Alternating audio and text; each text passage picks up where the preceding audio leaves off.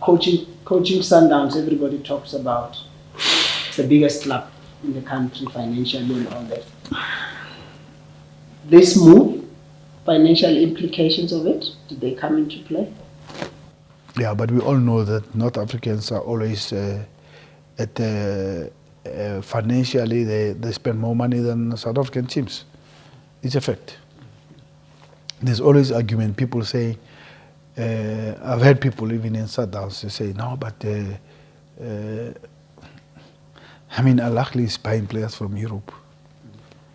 If you buy players from Europe, they bought the striker from Rapid Vienna. They just bought another Egyptian player who was playing in Austria. They just brought Ramadan Sobi before he left now. He comes from Stoke City, was on loan from Stoke City. If you loan a player from Stoke City, it means financially you can. Am I right? It's not for free. And they can. And also they have their rivals in Egypt. Zamalek can pay players a lot of money, and what do you call this? Pyramid now is another team that just came in. You must see the money they spend. Then you know that Absa Premier League,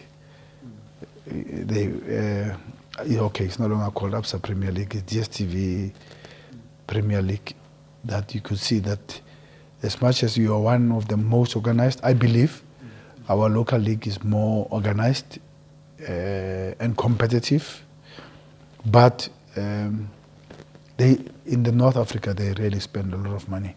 So my move was not financial based.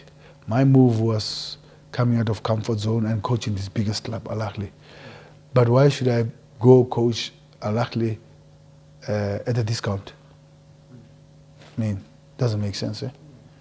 And what card am I playing when everybody moved from Europe, from South America, and they were well remunerated according to the expectations? Because people will say, oh, you're earning a lot of money. Yeah, okay, people can say you earned good money at Mamelodi Sundowns. There's a pressure of winning a treble, ne? There's a pressure of winning a trophy every day. You can earn less, and then you qualify for top 8, and that's your story. Or you survive relegation, or you're 12th. Then it's tantamount. Everything is pro rata, Jakes. They say to whom much is given, more is expected. So you can't run away from it. Pep has to earn a lot of money, but he's got a pressure at Man City, and same as Jurgen Klopp. It's tough. It is the way it is. Are you, we speak of Pep and all those things. And like I say, I've known you to be a very aspirational coach. You're very driven, very goal-oriented. Yeah, for sure, yeah. Do you see yourself there? You're 56 now. I always tell Rulani, I said, Rulani, the next generation of coaches to go to Europe is you guys. If you are with me at this point in time and you see what we do and how we do it, you younger, you've got more time to convince. But how does Rulani go coach in Europe? Pitso must go to Ahly. Do you know what I'm trying to say? Then it is possible. Because look how long it took, 103 years to get an African coach to go there. So if you at Ahly, then it means the next generation can enter into Europe. And you've got to understand also, Jakes, I was sitting here with Dwight York, analyzing games of the World Cup. And we are talking with Yorkie, and we talk.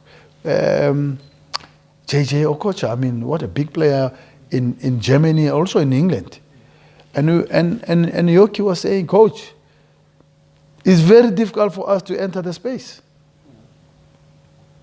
It's not because, how many goals should I score at Man United and West Ham? They all know me. But guys who didn't score as much as me, they get the gig. They get the gong. You know what I'm trying to say? They are coaching. That's what Rahid Sterling said. He says, we grow up looking at people like that. Andy Cole, Yorkie. And he's a coach, Dwight York. He's coached. He's got the badges. He doesn't get the chance. And Rahid Sterling is exactly what he said. He says, they don't get an opportunity. Is it because they don't have qualifications? Is it because they don't have an experience on the game? I mean, really, the guy played Champions League also. But it is so difficult to crack it. I mean, it took 103 years, Jakes, for an African to coach Ahly. So the future is bright for them. But you know, once you win games, somebody might say, hey, this guy he's been to the Club World Cup, you know? And don't fool yourself thinking because the rankings, you know, my rankings are, I would say they're fairly good in the world. And we check, and I'm there with Frank Lampard or Solskjaer in terms of the number of games you win and all that. And I was once number 10, and I don't know how I arrived in number 10. But I know because we went to the World Cup, we won the Champions League, we won the Super Cup, we won the league that year, we won the Telkom Cup. I mean, I had a super team in 2016, 2017, you know. We call this now big with the treble.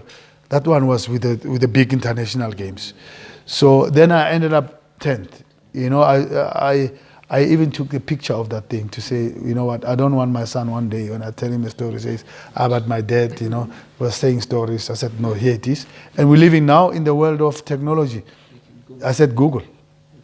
I don't write it, it's there. You know, so you move now, I don't know, 46, 56, you slide down. But I'm saying, okay, I have Solskjaer and Frank Lampard next to me, so okay. You know, it means we can do something in Europe, being given an opportunity. So I know I took long to answer you, but I'm just trying to put facts. Like you say, I mean, it's what has happened now. You are, like I said, you are a pioneer, and it's up to you to make sure that you represent well. You do well there. People start looking down here and say, oh, if he can do it, let's go check. Yeah, but it's an opportunity for the Steve Compellers and them to say, I might not coach Ahly, but I can coach Petrojet, I can coach Pyramids, I can coach another team. I'm not saying Pyramids, but Pyramids now it's a big club now with Catron and them. But he can coach another team in Egypt. And I always say to our coaches here, I said, you don't have to coach Ahly. You're coaching, for example, let me say Baroka, which is not the so-called big team. But if you can coach Baroka and you play in the Premier League, you can go to Tanzania and coach Simba. It's a big club. Simba plays Champions League, is in the group with Ahly, with us. It's a big club. You can go to Angola and coach Petro or Luanda or this team we played against, the names. And it's a big club. You're playing against Ahly. So do you want to come to Champions League, my friend? It's a big club. Simba, 60,000 supporters on the game. And you don't want to move out of our comfort zone. And you know, when some of the games, let's be honest, some of the games, 1,000 people. Yeah, we have to be honest. But, you know, it's coming out of that space, that comfort zone. But I'm lucky because I've done COSAFA. I've got a medal of COSAFA. Can you believe that? COSAFA, I do. I've been to Ndola. I've been to